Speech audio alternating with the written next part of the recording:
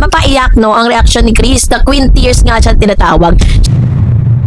Iniisip. Kaya nang mabalitaan ni Chris ang ginawa ng kanyang bunso, hindi na nito napigilang maging sentimental. Ayon sa mga So syempre, hindi rin naiwasang mag-react ng ina ni Miss Raisa na si Mami Rona. So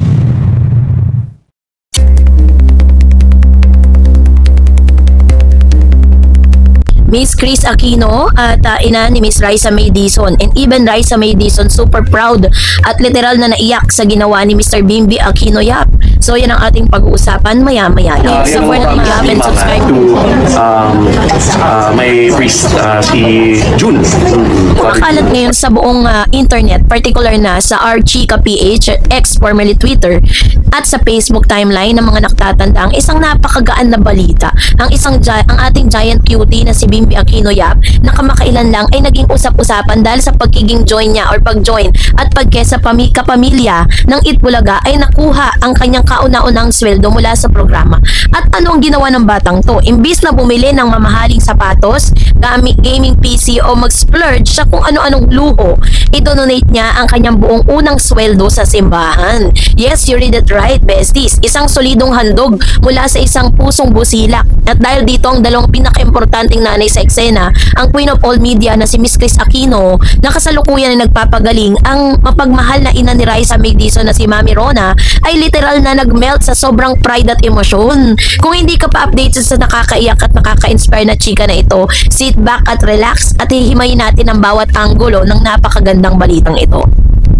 Sabi dyan, the faith and factor, ang kwento sa likod ng donasyon. Alam naman nating lahat na ang pamilyang Aquino, lalo na si Miss Chris at ang kanyang yumaong mga magulang na si Tita Cory at Ninoy, ay kilala sa pagiging sobrang kilala na madasalin at deboto sa kanilang pananampalataya. At mukhang ang katangiang ito ay rumihistro ng malalim sa DNA ng bunsong anak na si Bimby. Ayon sa bulong-bulungan sa backstage ng Itbulaga sa TV5, nang iabot kay Bimby ang kanyang kauna-unahang cash mula sa pamunuan ng noontime show, hindi man lamang daw ito nag-atubili agad nitong sinabi sa kanyang mga kasama na bago pa man niya gastusin ang kahit piso para sa sarili niya, ibabalik niya muna ito sa itaas bilang pasasalamat sa lahat ng blessing at sa patuloy na paggaling ng kanyang mami.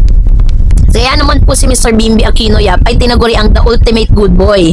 No, unang sweldo niya, yung kalahati nito ay papasok niya agad sa parokya ng simbahan.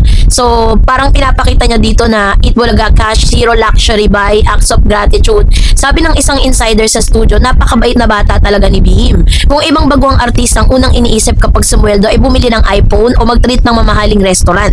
Pero si Bimby, ang unang hinanap ay kung paano niya maipaparating sa simbahan ang unang kita niya. Pagpapakita lang na napalaki siya ng tama ng pamilya niya. Hindi lang to basta tithing o pag-abot ng barya, mga ka-showbiz. Ang buong halaga ng kanyang unang sweldo, according dun sa video, 50%. Kasi diba usually, biblically, parang ang percentage na parang pwede mong ibigay sa simbahan is 10%, which is the tithe. Kasi kasama yan sa biblical talaga yan. Pero sa kanya, 50%. Kahit po sabihin na natin, sinasabi ng bashers na kaya niyang gawin yan kasi nasa kanya naman na lahat. Diba? Kumbaga, mapera na yung pamilya niya, mapera na si Chris Aquino, pero hindi po yun yung batayan eh, 'di ba? Hindi lang to basta tithing or pag-abot ng barya, ang hulpong kalahating buwan or kalahati po ng kanyang sahod ay diretso sa isang charitable foundation at sa parokya kung saan sila ay madalas magmisa ng pamilya niya or main character behavior. So dahil dito, hindi rin may iwasan na mapaiyak no ang reaksyon ni Chris. The Queen Tears nga siya tinatawag. Syempre, sino pa ba ang numero unong magiging emosyonal sa ganitong balita? Walang iba kundi ang nag-iisang Chris Aquino.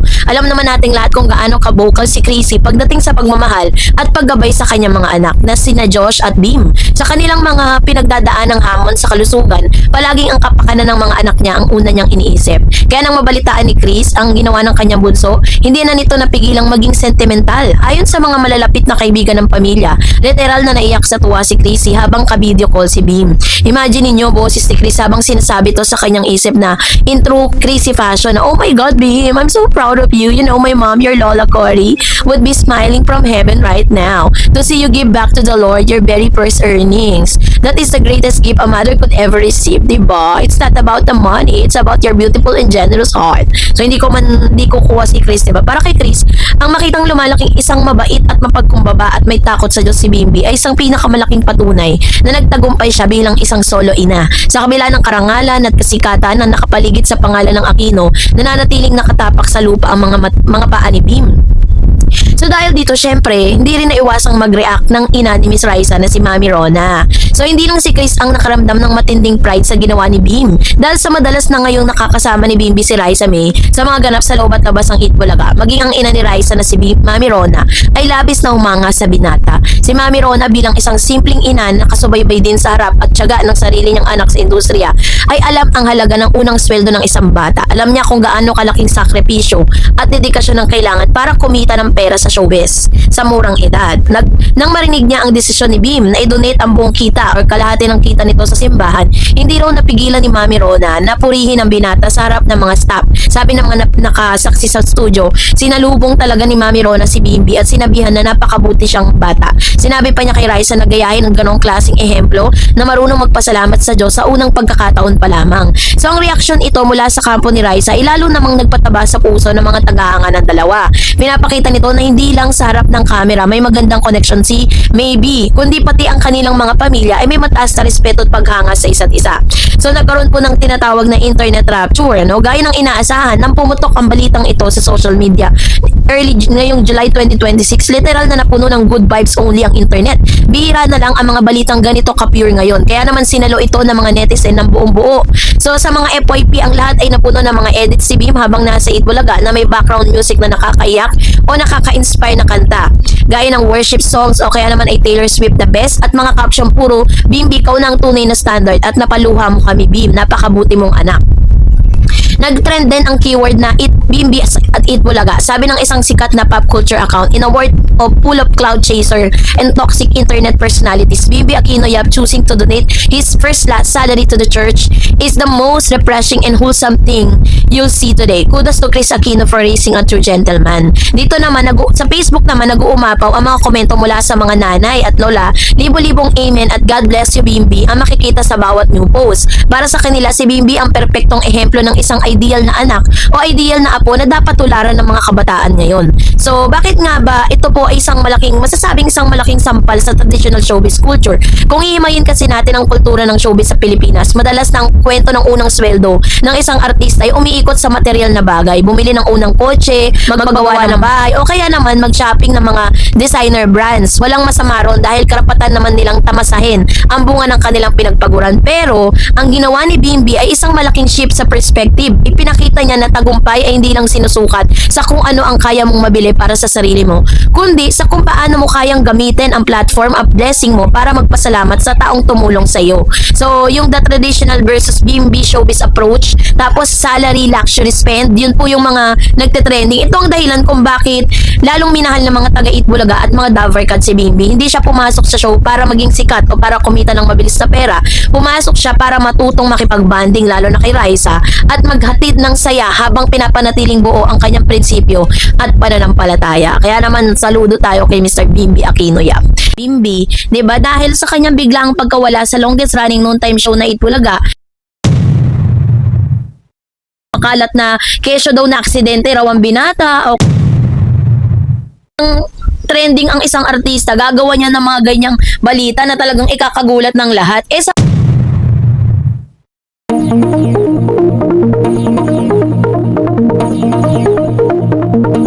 Miss Raisa May Dizon, totoo nga ba ang mga chika na siya po ay nag-alala sa biglaang pagkawala ni Mr. Bimbi Aquino Yap ngayong araw sa Itbulaga? So, ito na yung ating paglilinaw patungkol dyan. So, bago yan, of course, kung dating kayo sa TikTok, FYP, or X na dating Twitter, or laging nagbabasa ng mga updates sa Archika PH, for sure napansin nyo ang napakalaking bawas sa kulay at energy ng ating tanghalian nitong mga nakarang araw.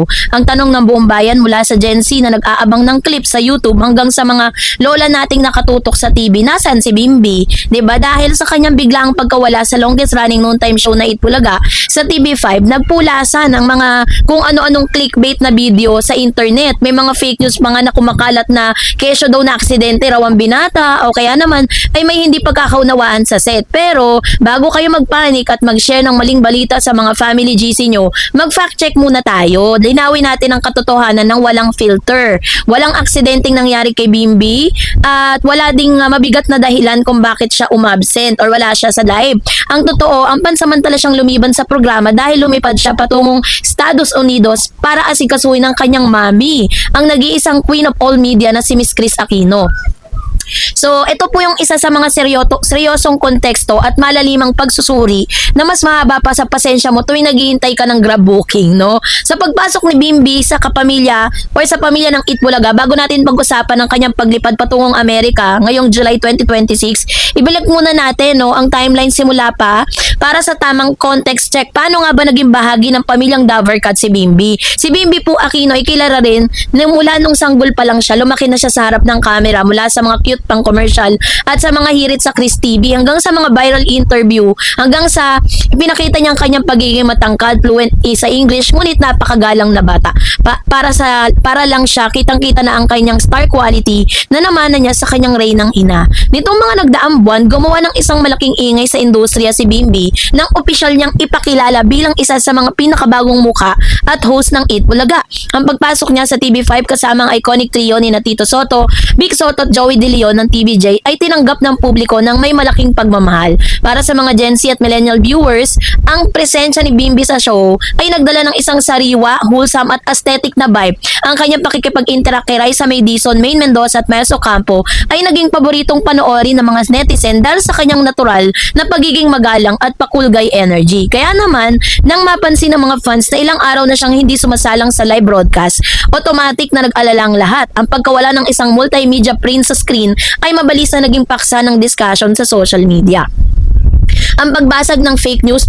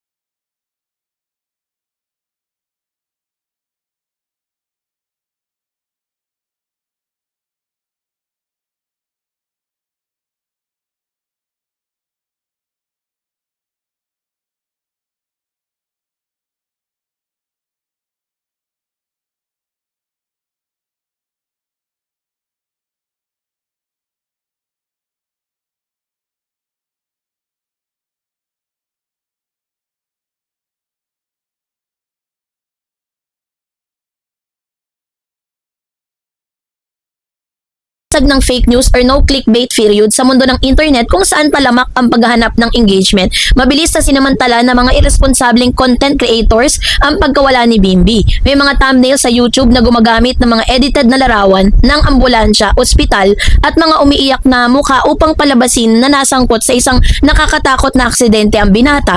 So yun yung mga lumalabas pag talagang trending ang isang artista, gagawa niya ng mga ganyang balita na talagang ikakagulat ng lahat. Samantalang si Bimbi po ay umabsent lang dahil meron po siyang isang napakahalagang rason. Pero hindi po ibig sabihin no na na-aksidente si Bimbi, no. Walang naganap na sakuna. Si Bimbi ay nasa perpektong kalusugan at walang anumang pinsala sa katawan. Ang kanyang pag-alis sa bansa isang planado, voluntaryo at napakahalagang desisyon na nagpapatunay kung anong klaseng tao siya sa likod ng kamera. So, syempre, kailangan niya pong samahan yung kanyang ina, 'di ba? So, ang tunay na rason, Mr. Bimbi Aquino Yap, considered as the ultimate devoted son behavior.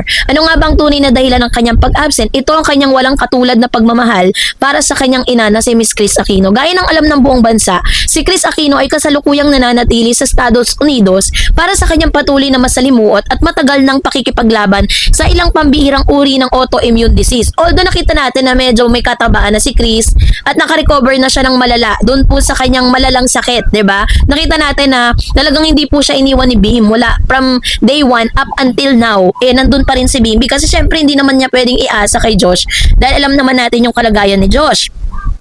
Kaya naman kahit po sabihin na natin na nagte-trending at ini-enjoy ni Mr. Bimbi Aquino Yap ang mga moment na katulad nito kung saan siya po ay talaga namang pinag-uusapan at sikat na sikat ngayon nang ma-partner siya at magkaroon sila ng parang pagtatagpo muli ni Raisa. Pero alam pa rin ni Bimbi ang kanyang priority. No? Alam niya pa rin yung priorities niya.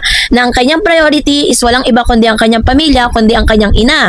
So, dito po madalas ang banggitin kung gaano kahirap, no, ang kanyang pinagdadaan mula sa pagiging mabibigat na gamot, na physical na pain hanggang sa emotional na bigat. So kahit pala maganda rin kalagayan ni Miss Chris ngayon, tuloy-tuloy pa rin yung gamutan, no? So isipin mo sa edad niya ngayon kung saan bukas na bukas ang pinto sa showbiz para sa kanya. Marami siyang endorsement at trending siya araw-araw sa television. Mas pinipili niyang bitawan muna ang lahat ng ito at mas pinipili niyang iwanan ang glitz at glamour ng industriya para lang makasama ang kanyang may sakit na ina. Grabe. We stand a dutiful and loving king, 'di ba? So ano nga bang naging reaction ng Eat Bulaga? Hindi naging madali para sa production ng Eat Bulaga na mawala muna si Bimbi. Ngunit mula sa pamunuan ng TVJ Production hanggang sa mga co-host, walang ibinigay ang lahat kundi buong pusong suporta para sa binata. Ayon sa mga nakapanayam sa likod ng kamera, naiintindihan ng mga bossing ng show ng pamilya ay laging nasa unahan ng listahan ng mga prioridad. Ang kultura ng Eat Bulaga sa loob ng mahigit 4 na dekada ay palaging nakaangkor, no, sa pagpapahalaga sa pamilyang Pilipino. Kaya naman ang pag-alis si Bimbi para alagaan si Chris ay tinuturing na isang ehemplo ng tunay na karakter ng isang Dabarkad. Sa mga live videos, madalas na rin nagpapadala ng mga pabati ang mga host para kina Bimbi at Chris. We miss you, Bim. Pagaling si Mami Chris. Ang madalas na marinig mula sa entablado ng Broadway. So, kaya naman yung mga nagpapakalat po ng hindi kagandahan balita patungkol kay Bimbi sa pag-absent. Isang araw pa lang po siya nawala, no? Pero grabe po yung naging epekto nito. At kung ano-ano na po mga fake news ang naglabasan. Kaya naman syempre mag-aalala din ang isang Raisa May Dizon. Doon po sa nababalitaan niya, 'di ba? Kahit nga si Raisa May nagawan din ng fake news, 'di ba, na parang nag-endorse siya ng sugal. So, kay Miss Raisa naman talagang tinama niya yung balita na wala siyang kahit ano pa man na ini-endorsong mga ganitong klase ng mga sugal, no? So, ang katotohanan ng ligtas at maayos si Bimbi at lumipad siya patungo sa Estados Unidos, personal na alagaan at asikasuhin ng kanyang ina at sa kasalukuyan nagpapagaling pa rin, no, para sa kanyang autoimmune disease.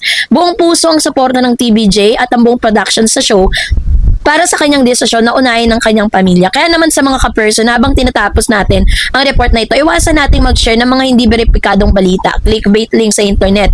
Magpadala lang tayo ng maraming positibong energy at panalangin para sa kalusugan ni Tita Chris at para rin sa kaligtasan ni Bimbi sa kanyang misyon bilang isang mabuting anak sa Amerika.